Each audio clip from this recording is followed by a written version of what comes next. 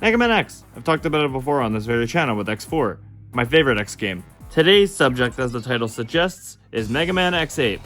X8 is the final, as of now, X game released back in 2004. That year had some of my favorite releases of all time, such as Paper Mario and the Thousand Year Door, Mega Man 03, and Mario Party 6. These are games I still adore to this day. However, I've always felt conflicted on this game since it had amazing controls, music, streamlining of the systems that the previous 3 games complicated, but unfortunately it had mixed in quality level design to say the absolute least. In this review, I'll see if I still hold that opinion. So let's kick this off with the plot. The plot begins sometime after X7, in which the Maverick Wars continue on as per usual in this series. To escape the ongoing war, humans had begun migrating to the moon as part of the Jacob Project, using an orbital elevator of the same name, located in the Galapagos Islands. One night, one of the elevators breaks off and comes crashing down to Earth. As X investigates the fallen elevator, the doors open, revealing an entire army of Sigmas and a purple-haired Reploid who introduces himself as Lumine, the director of the Jacob Project. He reveals the horde of Sigmas are new generation Reploids created as part of the project, who can use their copy chip to change their shapes and appearances, much like Axel in the previous game actually. This sets the stage for the intro stage. I also want to comment on the voice acting before I discuss the intro stage proper.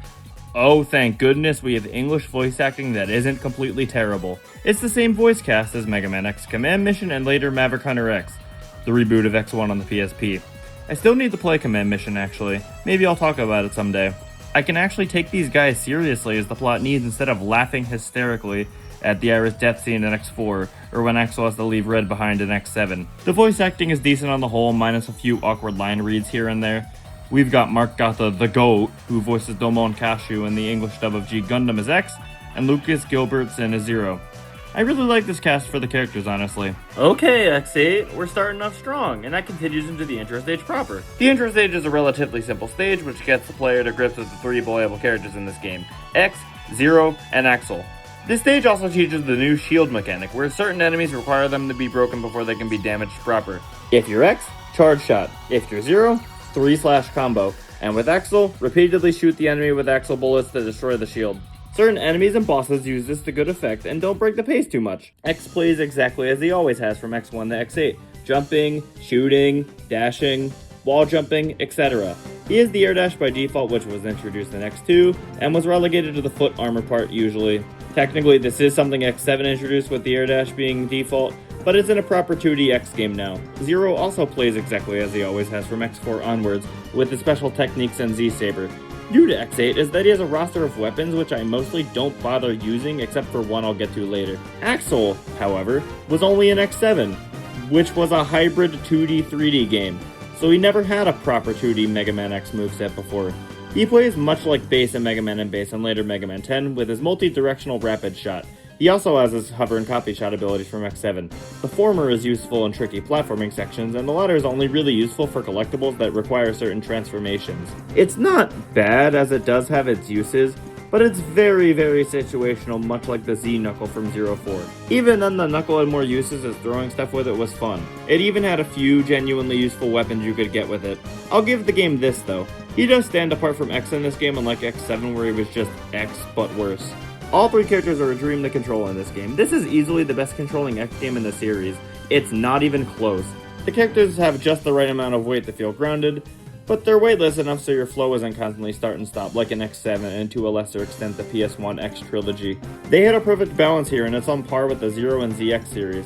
When I say that, that's an amazing thing, since those series control like an absolute dream, and it's the best controlling this franchise has ever controlled in my opinion. I have no complaints on how this game plays, and if they ever made an X9, please, please, please Capcom, just copy this and maybe have more combat depth like the Zero series. You don't need as harsh of a difficulty curve as the Zero games, but have more interesting combat and enemy behavior to complement it. At the end of the stage, we have the comically easy intro stage boss as per usual. This introduces us to another new mechanic X8 has to offer, the double attack. It's essentially a super move that deals massive damage if both characters you have active are still alive. Also, you need the meter on the top left to be full as well. It's nothing special, but it's a fun mechanic that looks cool at least. I'll say the punishment for failing is a bit too generous though. To activate the double attack, you have to be in range. If you miss, however, it just has a cooldown for a few seconds. I'd say there should be a larger punishment than miss though. I wouldn't want it to drain the entire meter, but just take a portion of it off. That way, you have some reason to get it right beyond waiting a few seconds. Minor gripe aside, it adds a tiny bit to the gameplay. Like X7 before it, you get to pick 2 characters to play a stage with. This is one of the few unambiguously good things X7 introduced. Actually, Extreme 2 introduced that mechanic. Yeah, I know. But that's beside the point. I just wanted to give X7 praise where it deserved praise. Either way, I'm glad it's back in X8. Makes the Maverick Hunters feel like a team instead of doing isolated missions solo. This was expanded in X8 as when you take damage, a part of the health bar turns red. If you switch, the other character will heal his health, so there's a risk-reward mechanic to staying in with the active character. Really good stuff. After the intro stage boss is defeated, totally not Boba Fett, I mean Vile, returns from Mega Man X1 and X3. He kidnaps Lumine, which is the inciting incident for 8 Mavericks of this game to appear. They cause trouble for the Hunters as usual. Seriously though, how did Capcom get away with this design? Adding to this, Vile's Japanese name is even Vava. Japanese native speakers often pronounce a V as more so of a B sound, so it sounds like Baba. You know, 1 letter away from Boba. Yeah, Capcom knew what they were doing here. The plot then takes a bit of a backseat as we then have to face our 8 Mavericks of this game to learn what exactly they're up to with the orbital elevator. This leads us to the typical stage select screen where alongside Aelia, the navigator for the Maverick Hunters, and Cygnus, the leader of the Maverick Hunters, we have some new faces in this game.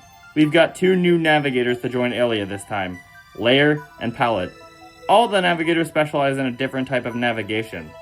Aelia is for general stage advice as she was in X5 to X7, Lair for boss patterns, and Pallet for item locations. I like this approach since if you're backtracking or need tips for a boss, they can provide that information for you.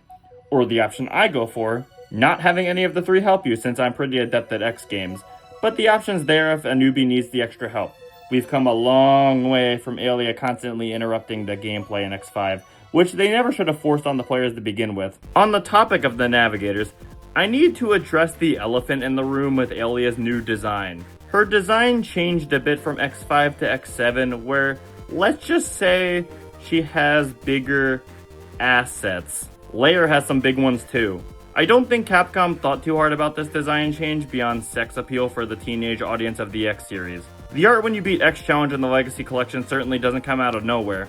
Oh, Pallet is a baby face and stapler head, I guess. Nothing really I need to comment on her design though. The designs for the other characters are sleeker too, and I'm a fan of how they look personally. They're closer to the Zero series design-wise and remind me of Copy X and Zero. I don't care for Zero's thin or ponytail in X8 though, but the rest of the cast looks great. That being said, I'm talking mostly the 2D artwork for this game and not the 3D models used in the actual gameplay.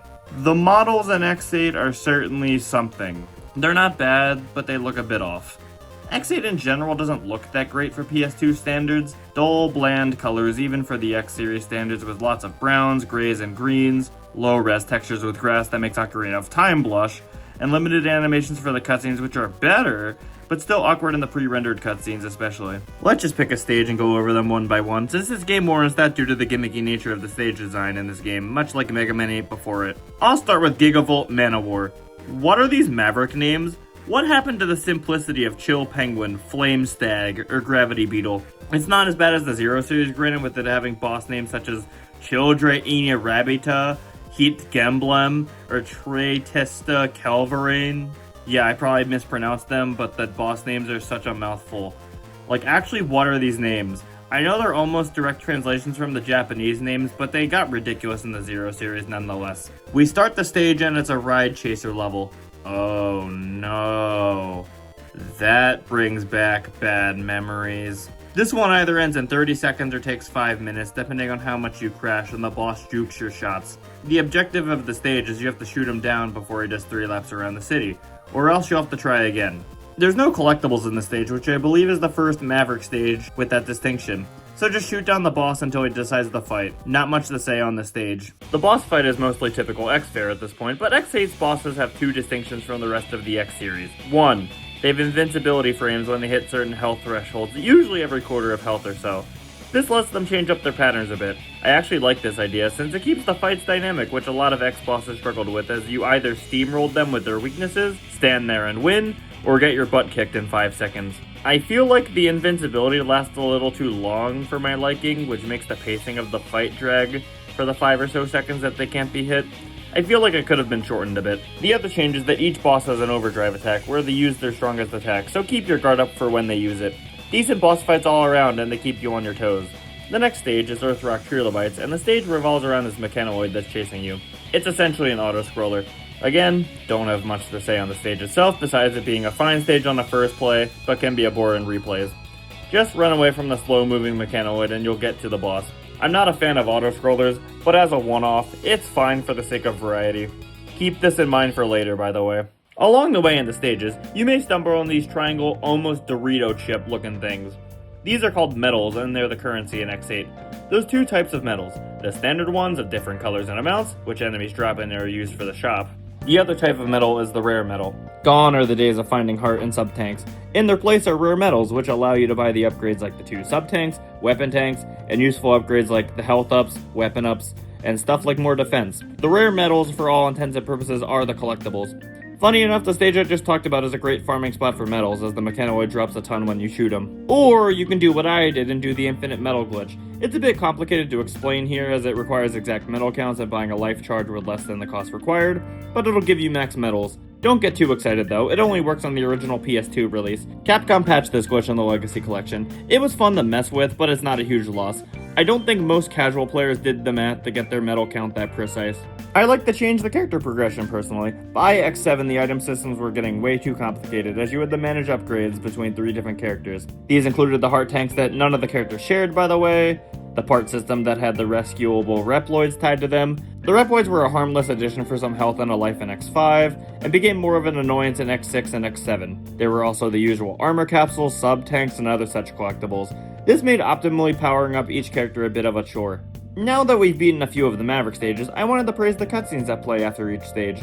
They're not much, but it's character banter in a series that's very much designed as gameplay first, story second. Good thing the voice acting isn't terrible, since these cutscenes really bring these characters to life. We have moments such as X showing how much he's matured and wizened up despite hating violence, or stuff like Zero reflecting on his past with stuff like Sigma using him in X5. The little scenes that are here are well done and I commend them for that. These make the X world feel more like a living, breathing world with history, since it calls back to previous games, which is usually ignored in these games for the most part. I'll play some of them. Darn! X? What's the matter? The mission's only just begun. That's right. It's begun again. How long must this war go on? Just the thought of wiping the floor with those Mavericks makes my trigger finger itch. Axel! No, Aelia. Axel's right. There's no time to be wishy-washy here. Even as we speak, Mavericks are causing havoc. Vile. Sigma. Just like old times. Zero? Does it remind you of the virus? So, you heard about that? He tried to use me to destroy the world. That's why I've got to find him and turn him into a pile of molten scrap. Be my navigator. Help me find that Maverick before he fulfills his plan. Before we head off to the next stage, Gravity Antonian, we need to make a detour back to the intro stage. There, we grab the first armor piece, the Buster Parts Eye of the Icarus armor. Dr. Light also gives X the neutral armor. This allows him to mix and match parts from the Icarus and the other armor, the Hermes armor. Some examples being the body part of the Icarus armor having damage as usual, or the Hermes equivalent making you invincible to regular enemy attacks. The other parts follow a similar trend as well. The arm parts for the Icarus armor gives the giant laser, and the Hermes gives you a spread shot. This system gives the player agency to customize what they want, and as I've said before, I love systems like this. The only nitpick I have is when you get a part that you're wearing, say Buster Parts I, and you get the Buster Parts H, it'll overwrite that armor part for the rest of the stage. Minor nitpick, but an annoyance nonetheless. Either way, this fixed a massive issue with X5 and X6, where armors couldn't be used until you got all 4 pieces. I guess the 2 armor combining system was too hard for them to implement at the time. Regardless if that's the reason or not, it took a lot of the satisfaction of finding armor capsules away, since you had to slowly wait to assemble the armor, and not be able to see the immediate benefit of what you just found, and also seeing the change visually like in X1, the 4, and X7. However, there still is a perk for equipping all 4 parts of an armor though, and that's being able to use the armor's exclusive Giga Crush. I don't think I've ever used it in any playthrough I've done of X8, but it's neat that they thought of something. Gravity Antonian stage itself is a simple stage with a gravity gimmick where you have to rotate the room to solve block puzzles. Spoilers for later in the game, but this is one of the best levels in the game due to the gimmick being relatively unintrusive and playing like a typical Mega Man X stage. There is something I need to mention about this stage though. If you play this stage third like I did, you'll fight Vile much like how Bit and Byte worked in X3, where they'll show up in the stages. He's a pretty standard mini-boss, not much to talk about. If you don't fight Vile here, however, these spike blocks appear in the room, and they're probably the hardest obstacle in the entire game, and it goes on for nearly an entire minute. So, play the stage third if you ever play this game.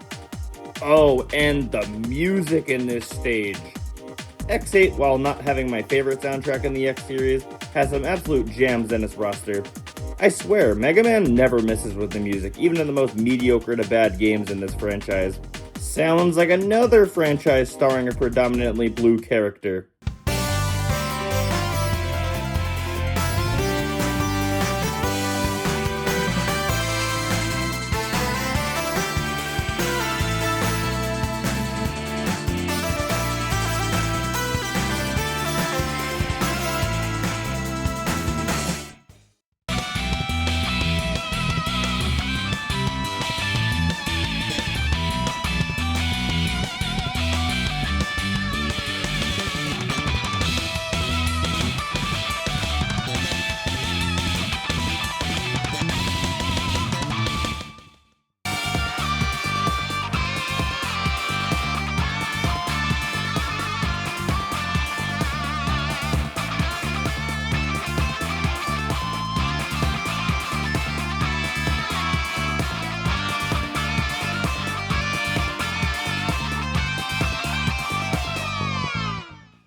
Next stage is Bamboo Pandemonium. It's another decent stage with a gimmick. Get used to the word gimmick in this review, by the way. It'll come up a lot.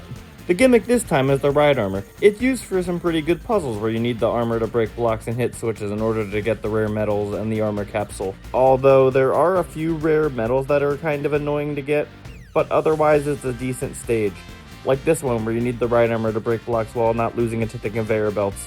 The boss is just Po from Kung Fu Panda, and his overdrive attack is a Falcon Punch! If you're not concerned about minimizing backtracking, I'd go with this boss first. He's huge, has slow attacks, and has relatively easy patterns to dodge. On the topic of annoying backtracking for rare medals, 100%ing this game is a pain in the rear. This game requires you to backtrack a lot. Lots of little things like needing a specific Axel transformation, needing a specific Zero weapon, using X's crystal wall, or needing X active for armor capsules despite the fact that Zero could get them on X's behalf in X5 and X6. It's not a huge deal if you're just doing a casual playthrough, but it is annoying as someone who loved 100%ing the earlier X titles. They had seemingly endless ways of doing minimum backtracking runs, especially in X2 and X4. That's what New Game Plus is for, I guess. More on that at the end of the review. Dark Mantis' stage is up next, and it's another solid stage. The gimmick this time is sneaking around searchlights to avoid getting spotted. It's similar to Magna Centipede stage in X2 actually. That stage is a similar gimmick, but hey, if it's not broken, don't fix it. It turns the typical gameplay on its head to create new challenges for the X series, and it's a fun time. Make sure to grab Zero's D-Glaive in this stage, by the way. It's a bit out of the way, but it's well worth it. No real complaints with the stage, personally. Good stuff and a good use of a stage gimmick. You get Zero's ever-useful Z-Saber spin here. On the topic of special weapons, like the later X games, they're almost all outclassed by the Buster and Saber. I only really use them for boss weaknesses, so unfortunately this game isn't much better in that regard. However, it's no worse than the back half of the X Saga and even X2 and X4. Optic Sunflower stage is unique for the X series. It reminds me of Cyber Peacock stage in X4. That stage had timed challenges where if you did well, you got the collectibles. Instead of speedrunning challenges, this stage is WarioWare-esque minigames, where if you do well at enough of them, given that you're fast enough or beat enough enemies, you'll get the rare enemies at the end. Deglaive and the spin goes brrrr. It's certainly a unique challenge for this series, but they're either a joke with the Z-Saber spin, or annoying to ace with strict time and enemy requirements if you're not cheesing it. There's even some mini-challenges in between the minigames which test your platforming skills. This stage is a thing for spikes and precise air dashes. More on that in a bit. Oh, and before I forget, as I almost did while scripting this, you can fight Cutman from the first Mega Man game. He's in this stage, which is neat. On the original PS2 of X8, you needed a save file from Command Mission on your memory card to unlock it. In other versions, you can enter a code on the title screen and access the fight, so it's not lost content or anything if you don't have Command Mission or a PS2. The next stage is Avalanche Yetis, and it's another Ride Chaser stage. It's easily the worst stage of the 8 Maverick stages in my opinion. It's slow, boring, with 5 minutes of an auto-scroller, with 2 of the same mini-boss that are a slog to defeat. I'll give the stage this. At least there's not 5 of them, and they're not all donut PNGs like Blaze Heatnix's stage. Yes, I know they're Ouroboros, but they barely look like that. It's also very easy to die in the pits littered across the stage, as you have to somewhat precisely angle your Ride Chaser over them. It's trial and error of the stage. At least this stage is banger music though. That brings me to the topic of retry chips. Unlike most games with a live system, you cannot get more by just simply playing the game and exploring. You must buy them from the shop, which isn't a huge deal most of the time. But if a stage is kicking your butt, then you'll need more. That takes more medals, which means you'll potentially have to grind for them. At least you do get 2 retry chips upon a game over, which is nice, and you even get infinite retry chips on easy mode. Do not play on easy mode for a reason I'll go into later. Just suck it up and play on normal mode. It's not too bad, honestly. It's mostly manageable with the amount of upgrades the game gives you, and the fact that most bosses aren't too difficult in this game. I still don't like lives as a concept in most games that aren't like arcade designed like Super Monkey Ball, where that's the entire point of having lives as a core design element. That's fine for games like that, but for a platformer with checkpoints and a save system, I fail to see the point beyond padding. It's already punishment enough to go back a few minutes and refight the boss. If live systems are your thing, then more power to you. I don't care for them personally, as 95% of them are superfluous and don't do anything beyond punish new players. At least the retry system is tolerable enough here. The same can't be said for Zero One, where it basically made it so you had to be nearly flawless in your play to survive. I'll go more into that if I ever review that game, but just know it was much worse there. The last of the main 8 stages unfortunately goes out on a whimper more than a bang, and it's Burned Rooster stage.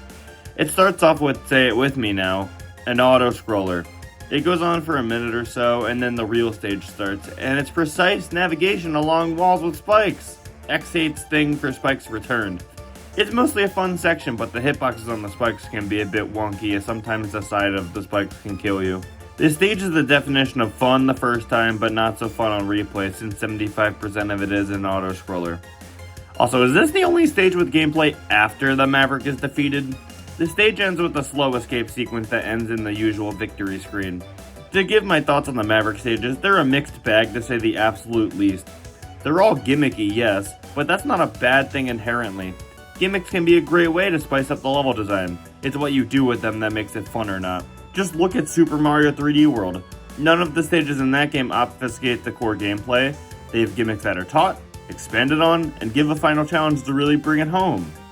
Gimmicks don't need to follow this formula to be good, but Mario's used this formula for almost its entire existence now, and for good reason. It lets the player have a sense of variety in an otherwise simple gameplay loop of point A to point B stage design.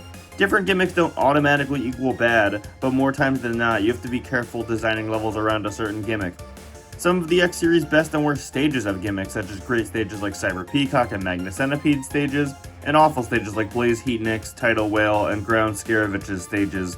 In X8's case, you have fun shakeups like Dark Mantis or Bamboo Pandemonium stage, which put a spin on the core gameplay, and not so fun ones like Avalanche Yetis and Gigavolt Manowar, where they obfuscate the core gameplay. It's so frustrating too, since the controls are so great in this game. If this game had less emphasis on gimmicks, this game would be better off for it in my opinion. I did have more fun than I usually do this playthrough, but it's still like a 6 out of 10 stage roster with a few standouts. The plot decides to come back after all 8 Mavericks are defeated, and Sigma's on the moon this time, and he's up to no good as per usual. Before we follow Sigma up to the endgame, it's backtracking time. It's typical Mega Man X endgame cleanup, not much to talk about. After that whole 20 minutes of tedious collecting with multiple auto-scroller revisits, we're greeted with the most non-staged stage I've ever seen. It's an elevator beat-em-up stage that lasts around 3 to 4 minutes, but it has as much substance as a Mario Party minigame, where you just press a few buttons and spam the spin until you're at the top. There's no platforming or anything to challenge you, which isn't a good thing since this is part of the final Sigma stages where the difficulty is expected to ramp up. This quote-unquote stage has banger music though. To compare it to something Mega Man related as to why this stage fails for me, Zero 3 has a similar idea, but it does a much better job with its elevator stage. You have way more combat options to deal with the enemies they throw at you. The platform you're riding on isn't just Final Destination and layout, and the enemies spawn in various locations which test your various weapons. Also, the stage is actual level design in between the elevator parts too. Gimmicks aren't a bad thing as I said. Comparing these two shows good and bad execution on a similar core idea. Vile's waiting at the top of the elevator for a showdown, and he's definitely gotten smarter as his overdrive is somewhat difficult to dodge as I use the Hermes armor foot part to dodge it consistently. Vile retreats once again though, so we'll see him again before the end. Next up is the Gateway, and it's home to my least favorite Mega Man tradition, the Boss Rush. I love 10 minutes of needless padding using the weaknesses of the bosses to effortlessly steamroll them, complete with long boss explosions. There are only a few games in this franchise that do this trope well. In fact, it's so few, I can put them all on the screen. X8's in the majority, so I'm not going to give it too much crap for it, but it's still padding though. At least the bosses in this game have a reason to be here for their refights, as their new generation Reploids copied into the bosses. I also really like the atmosphere here, as it's very calming for this oddly heaven-like area for the boss rush this time. After the boss rush, we're confronted by Sigma in a decently challenging boss fight. After he's defeated though, surprise surprise, he's a copy of Sigma as we saw way back at the start of the story. We're not quite done yet. This leads into the final stage, Sigma Palace. It's infested with spikes of course. I've never seen a Mega Man stage this littered with them though. Despite that, it's a decently fun final challenge that's a test of your skills so far. One last fight with Vile with his iconic ride armor and he goes down. Kind of underwhelming, not gonna lie, given how prevalent it was in the first X game and even X3. If you're on hard mode, however, he takes away your partner character until the final boss. It's a neat shakeup for the final stage since you've been relying on the partner mechanic the whole game. I'll say this though, since so much of the game is gimmicky level design, you only really get a few chances to learn the play control and how to navigate this kind of obstacle, which isn't that great of design. I wish they had a few more challenges to prepare you. We only really get the rooms in Optic Sunflower and Burn Rooster stage that test the specific skill set. We're then finally face to face with Sigma with a new design that looks like it's been in disrepair even more than Zombie Sigma and X6. I like the detail that the more the Maverick Hunters beat Sigma, the more worn down he looks. Sigma reveals that all the new generation Reploids contain a copy chip with his DNA, meaning that they're essentially copies of him. That explains all the Sigmas we saw at the start of the game. X and the others beat Sigma as usual, and if you play on easy, you hard cut the credits with no explanation. I hate when games lock the true final boss behind difficulty. Just let players play on the difficulty they choose and experience the same content. Play on normal or hard mode, I guess. Anyway, the true mastermind behind this plot shows himself, Lumine. Yup, he's the villain. I'm glad it's not Sigma, but I would have liked more time before the plot twist to build him up. Lumine states that in order for evolution to take its course, he and the new generation Reploids must destroy both the humans and quote-unquote obsolete Reploids. Wait, what? Reploids are based on X's design when Dr. Kane built them all those years ago. You wouldn't even exist without X or said humans. Lumine, if you're so superior to humans and old generation Reploids, why do you feel the need to replace them in the first place? The game never really touches on this beyond I'm better than you and want to replace you. What are his goals and issues as a new generation Reploid? We barely even know anything about them, and I would like some insight since it's a really interesting idea. As it is, he's your basic villain with a superiority complex. Also, why aren't the Maverick Hunters calling him out on this? X is the basis for all Reploids and Axel's a new generation Reploid prototype, and he hasn't gone off the deep end like Lumine has. It would be an interesting conflict for the Hunters and Lumine to have shown to us. As it is, I feel like they pulled the twist so it wouldn't be Sigma for the 8th time in a row. I'd rather have that since at least Sigma's a developed character even if he was overused at times. If you're gonna have a new villain, make them compelling enough to stand on their own and not just for the sake of having shock value. What made Sigma compelling in the X series was his obsession and hatred with X and Zero, his manipulative presence, and the slow twist from who he used to be as shown in a flashback in X4. See the Day of Sigma OVA in the first few X games, especially X1 and X5, for what I mean. I'm fine with purely evil mustache twirler villains. See Dr. Wile in the Zero series. In those games, he's a ruthless dictator who wants everyone dead, no matter if they're human or Reploid. This gives real stakes to the plot, as in Zero 3, he becomes the leader of Neo Arcadia after Zero disposes of Copy X, and Weil uses that to assimilate leadership. To be fair, Neo Arcadia's leadership was already corrupt to begin with, due to Copy X's influence after CL built him due to X sealing the Dark Elf.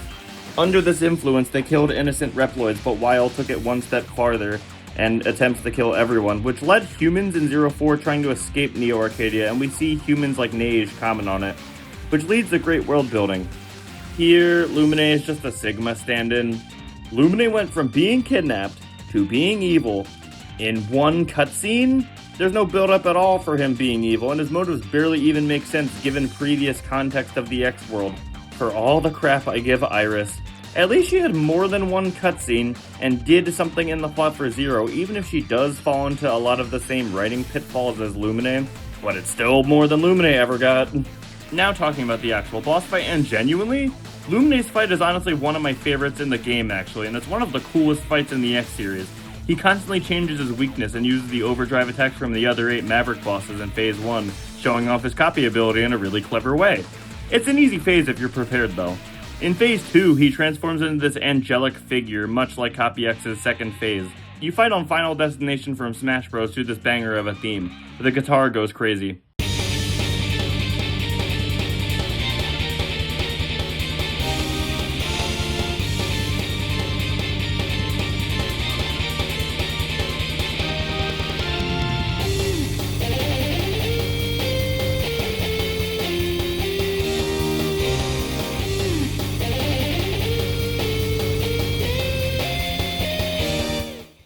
I have almost no complaints about this fight, as I have nothing much to note as it's a really solid final boss fight. The one thing is the very end of the fight where he uses an attack that envelops the screen in darkness. This attack gives you a limited time to beat him, and if you don't, he instantly kills both of your characters, and you have to redo both phases of this boss fight. This walled me my first time playing this game. What horrible design is this? There's barely even any communication to the player that they're even being timed in the first place. To give a Mega Man example, Zero 4 shows a clear timer on the top right of the screen showing the threat. At least when X3 pulled a similar stunt at the end of the game, the threat was clearly communicated to the player by the rising lava. Lumine just shakes for a few seconds and the screen darkening. Is that your signal you're being timed? No other overdrive attack in this game instantly kills you. It does a lot of damage, sure, but you still have a fighting chance. At least with, say, Taboo in Smash Bros. Brawl's Subspace Emissary, that fight doesn't attack like this right. The fight takes place on a similar arena, actually, and he has a similar attack. The key difference is that you can completely dodge the waves that insta-kill you with perfect timing. It's hard, but you can stay in the fight and dodge it. What's this boss's excuse? Having a jump scare final attack to catch unsuspecting players off guard and potentially waste retry chips, which, remind you, this fight can only be played on normal or hard, which have limited retry chips. Thank goodness this stage isn't connected to the boss rush like in previous X games, or this would be a much bigger issue. Lumine is defeated, but he warns them that it is too late to stop what has already begun. Axel approaches Lumine's unconscious body and a tentacle breaks the crystal on his helmet, knocking him unconscious. Based on what character you beat Lumine with, you'll get a different ending. As for how the story ends, the Maverick Hunters ride back down the elevator, and Zero ponders if he no longer has to fight now that Sigma is dead for good, while X thinks about what Lumine said on evolution. Zero tells X that just becoming Sigma could hardly be called evolution. Nice roast, Zero. Cook this mid-nothing burger of a villain. Wish we got more of this during and before the fight, honestly. Axel's ending is the most infamous one, as a purple light glows from his helmet, which still isn't resolved to this day. We still don't know what happened to him, and ZX7 basically makes him Model A, but not really since he's Model Albert, not Axel. I still want an X9 to resolve that, but not before Legends 3 and ZX3. That's the thing with Capcom releasing as many Mega Man games as they did. It's a double-edged sword. We got so much content, but they barely scraped by with diminishing returns. And that's the thing with Capcom releasing as many Mega Man games as they did. For context, they released X8, Zero 3, and Battle Network 4, all in the same year. It's a miracle Zero 3 turned out as amazing as it did. Peak game right there. Inti Creates cooked with that one. On the other hand, Battle Network 4 is, interesting to say the absolute least.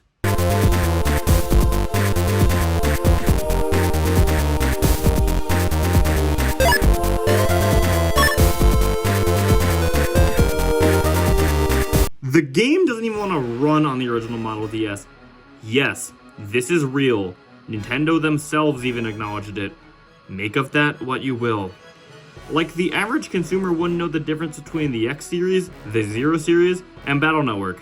They'd think it's the same game or something, or just a different, version. They banked on diminishing returns with these games being cheap to make. However, it finally caught up to them and killed the X series after X6 and X7's less than favorable response and sales. As a result, it made X8 somewhat of a rarity when it was new. At least they got a second chance on the Legacy Collection. With all being said, that's Mega Man X8. I think this game is good overall with some elements that are great, like the controls, streamlined upgrade system, character interactions with the Maverick Hunters, and the music. However, there's just as many elements I think falter, like the gimmicky level design that's all over the place in quality, the less than stellar graphics, and the story having a nothing burger of a plot and villain. Despite all of that, it's still my fourth favorite X game behind X4, X2, and X1. It beat out X3 for me, and now at least, when I used to hold it in higher regard. I really wish I could place X8 higher, but the level design holds it back for me more than it should. If you're playing casually, then yes, it's a ton of fun and a decent to great game, depending on your tolerance to wildly inconsistent and quality level gimmicks. There's also a New Game Plus mode after you beat the game that has tons of replay value, as you can play as the Navigators, all the other clones of the three Hunters, but it's a neat bonus that they really didn't have to include. Having Alia, Lair, and Palette playable is a nice bonus for return playthroughs. There's also the Ultimate Armor for X, Black Zero, White Axle, and the Sigma Blade, Zero's ultimate weapon. You can also take this opportunity to backtrack and get everything you missed along the way, which is what I recommend doing, to be honest. It's really not worth getting it all in a single playthrough, as a few stages really aren't designed that way. I can see how this could be someone's favorite or least favorite X game. All in all, to me, it's a decent X game with many flaws that could have been the series' best. In other words, it was almost great. Hope you all enjoyed, and I'll see you next time.